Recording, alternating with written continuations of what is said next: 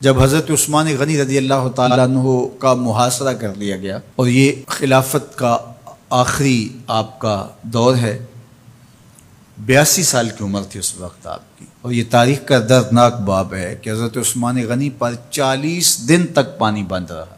وہ ایک منصوبہ تھا، 3 لوگ 3 مختلف شہروں سے چلے، مصر سے، کوفے سے اور بصرے سے، 1000 آدمی لے کر کے، اور مدینہ المنورہ میں پہنچ کر کے حضرت علی المرتضیٰ سے ملے، ام المومنین سیدہ عائشہ سے ملے، کبار اصحاب سے ملے۔ تو جو انہوں نے کہا تو انہوں نے ان کو کہا کہ نہیں، ایسی کوئی بات نہیں، فہمائش کر کے واپس بھیج دیا۔ حضرت عثمان غنی رضی اللہ تعالیٰ عنہ پر اقربا پروری کا الزام عائد کیا تھا، تو انہوں نے کہا کہ کوئی ایسی بات نہیں ہے۔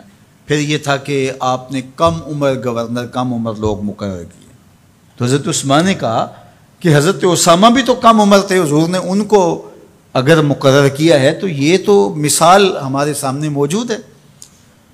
لیکن یہ ایک منصوبہ تھا، اس منصوبے کے تحت یہ 3 جگہوں سے لوگ آئے تھے۔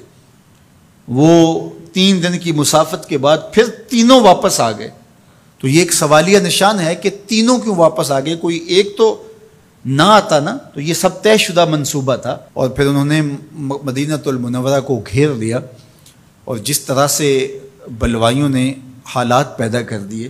سیدنا علی المرتضیٰ رضی اللہ تعالیٰ عنہ تو شہر مدینہ سے باہر تشریف لے گئے تھے، اور اپنے بیٹوں امام حسن اور امام حسین رضی اللہ تعالیٰ عنہ کو حضرت عثمان غنی کے دروازے پر مقرر کیا تھا کہ ان کو ضرر نہ پہنچنے دینا۔ اب 700 صحابہ اجازت طلب کر رہے ہیں کہ آپ ان بلوائیوں سے نپٹنے کا میں جو ہے وہ اجازت نامہ مرحمت کریں، اور بہت سارے لوگ تو حج پہ جا چکے ہیں۔ 18 ذی الحج کا واقعہ ہے جب آپ کی شہادت ہوتی ہے، تو وہ حج پہ جا چکے ہیں، تو جو یہاں موجود ہیں وہ اجازت طلب کر رہے ہیں۔ لیکن حضرت عثمان غنی رضی اللہ تعالیٰ عنہ نے کہا کہ نہیں، میں ایسی اجازت نہیں دوں گا۔ رسول اللہ صلی اللہ علیہ وسلم کا حرم شہر مدینہ لوگوں کے خون سے لالازار ہو، یہ میں اس کو گوارا نہیں کرتا۔ افواج موجود ہیں، اور دنیا کی تاریخ میں آپ کو ایسا نہیں ملے گا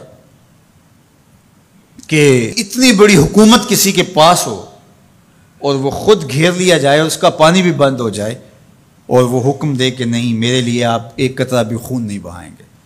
بلکہ آپ کے غلاموں نے جب تلواریں اٹھا لی تو آپ نے فرمایا کہ میرا حکم ہے کہ تم تلواریں نیچے رکھو، بلکہ میں تمہیں یہ آفر دیتا ہوں کہ جو غلام لڑے گا نہیں اور یہ میرے سے عہد کرتا ہے وہ آزاد ہے۔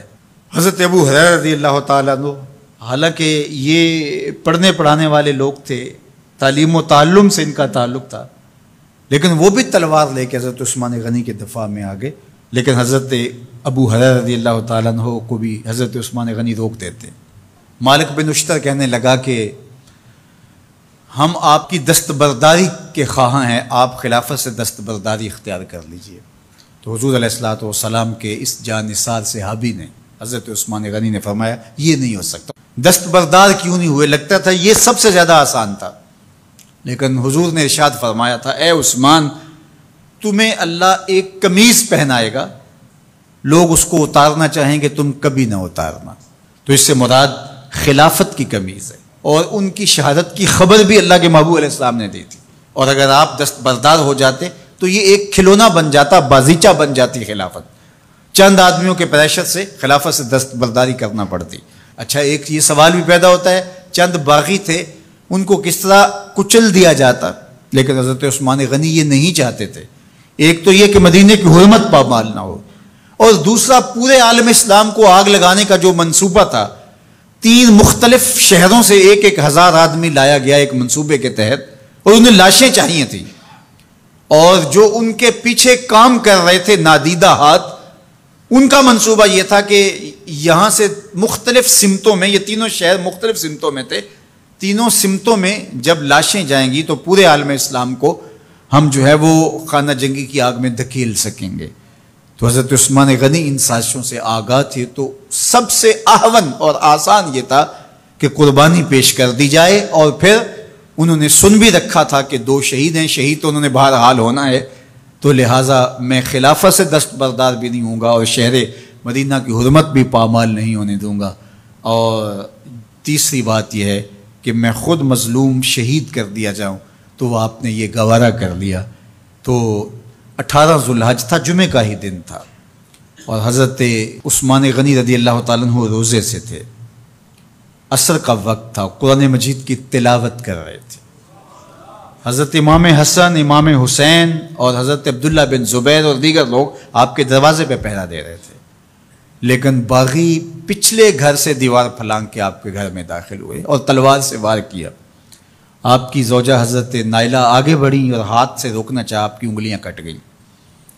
پھر دوسرا وار کیا تو حضرت عثمان غنی رضی اللہ تعالیٰ عنہ کا دایاں ہاتھ کٹ کے گر گیا۔ حضرت عثمان غنی رضی اللہ تعالیٰ عنہ نے افسوس کیا اور کہا کہ تم نے وہ ہاتھ کاٹ دیا جس سے میں وحی کی کتابت کیا کرتا تھا۔ پھر اس کے بعد آپ پر 9 وار کیے گئے اور آپ کو شہید کر دیا گیا، اور آپ کا خون قرآن مجید پڑھتے ہوئے اس آیت پہ گرا، فَسَيَكْفِيكَهُمُ اللَّهُ وَهُوَ السَّمِيعُ الْعَلِيمُ۔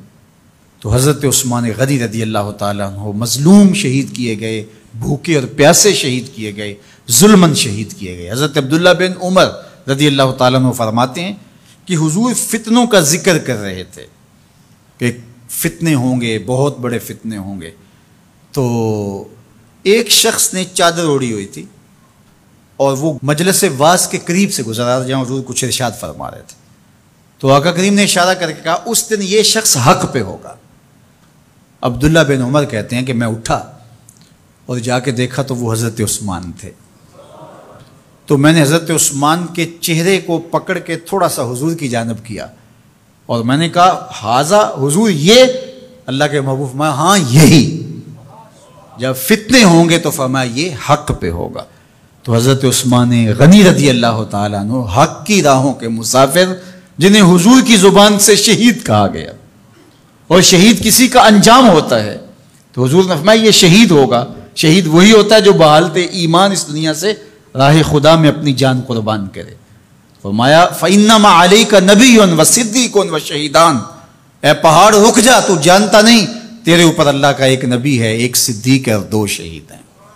تو حضرت عثمان غنی رضی اللہ تعالیٰ عنہ عظمتوں کے مینار، اللہ اکبر۔ تو یہ حضرت عثمان غنی رضی اللہ تعالیٰ عنہ کا یہ کارنامہ تھا کہ آپ نے اپنی جان پیش کر کے امت کو جو ہے وہ فتنوں سے محفوظ کر لیا اور امت کو بچا لیا۔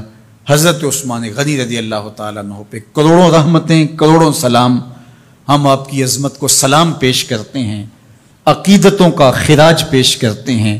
حضور کی خدمت میں ایک جنازہ لایا گیا اور حضور سے عرض کی گئی حضور اس شخص کا جنازہ پڑھا دیجئے، تو حضور نے انکار کر دیا، کہا میں جنازہ نہیں پڑھاؤں گا۔ تو صحابہ نے عرض کیا یا رسول اللہ، کبھی ماضی میں ایسا نہیں ہوا، جب بھی کوئی جنازہ لایا جاتا ہے تو آپ جنازہ پڑھا دیتے ہیں اور آپ نے آج انکار کر دیا ہے۔ تو فرمایا یہ شخص میرے عثمان سے بغض رکھتا تھا اور اس کو اللہ نے بھی اپنی رحمتوں سے محروم کر دیا ہے۔ حضور نے اس شخص کا جنازہ نہیں پڑھایا جو مبغض عثمان غنی رضی اللہ تعالی عنہ۔ تو اب آپ اندازہ کیجئے وہ کتنا بدبخت شخص ہے جو حضرت عثمان سے بغض اور دشمنی رکھتا ہے۔ حضرت عثمان غنی رضی اللہ تعالی عنہ سے اللہ کے محبوب علیہ السلام نے کتنی خوبصورت ارشاد فرمائی، میں اس سے حیا کیوں نہ کروں جس سے اللہ کے فرشتے بھی حیا کرتے ہیں۔ یعنی عثمان غنی وہ ہیں جس سے اللہ کے فرشتے بھی حیا کرتے ہیں، اور جو عثمان غنی کا حیا نہیں کرتا اس سے بڑا بے حیا کون ہو سکتا ہے۔ حاکم نے مستدرک کے اندر روایت ذکر کی ہے کہ بہت سارے صحابہ حضور کی بہت ساری خوبیوں کے مظہر تھے، اور سب سے زیادہ حضور کے خلق کے مشابہ حضرت عثمان غنی رضی اللہ تعالیٰ، اور خلق میں سب سے اونچا درجہ حیا کا ہوتا ہے، تو حضرت عثمان غنی رضی اللہ تعالیٰ عنہ حیا کے اس مقام پہ فائز المرام تھے جو انہی کا مقصوم تھا۔ اللہ ہمیں حضور کے اہل بیت، حضور کے اصحاب، بلکہ حضور کے در کی مٹی کی تعظیم بھی نصیب کرے۔ اقبال نے کہا تھا خاک طیبہ از دو عالم خوش ترست، آن خنک شہرے کے آنجا دل برست۔ ہمیں تو طیبہ کی مٹی بھی اچھی لگتی ہے اس لیے کہ وہاں محبوب جو رہتے ہیں، تو محبت تو اس چیز کی متقاضی ہوتی ہے، محبوب کی راہوں کو بھی سلامی پیش کی جائے۔ تو جو حضور علیہ السلام کے ساتھ منسوب اتنی وقی نسبتیں ہیں ان کا احترام کیوں نہیں کریں گے؟ تو حضرت عثمان غنی تو داماد رسول ہیں، حضرت عثمان غنی تو ذو النورین ہیں، حضرت عثمان غنی تو حضور علیہ الصلوۃ والسلام کے محبوب اور حضور علیہ الصلوۃ والسلام کے پیارے ہیں، ان کو جنت کی بشارت دی گئی ہے، عشرہ مبشرہ میں سے ہیں، 4 جلیل القدر خلفاء میں ان کا نام شامل ہے، اور پھر حضور کی 2 صاحبزادیاں ان کے نکاح میں آقا کریم نے ان کو شہید خود قرار دیا، اور میرے اور آپ کے آقا و مولا نے کہا آج کے بعد کوئی عمل عثمان کو نقصان نہیں دے گا، اور کہا عثمان سے میں حیا کیوں نہ کروں، اس سے اللہ کے فرشتے بھی حیا کریں۔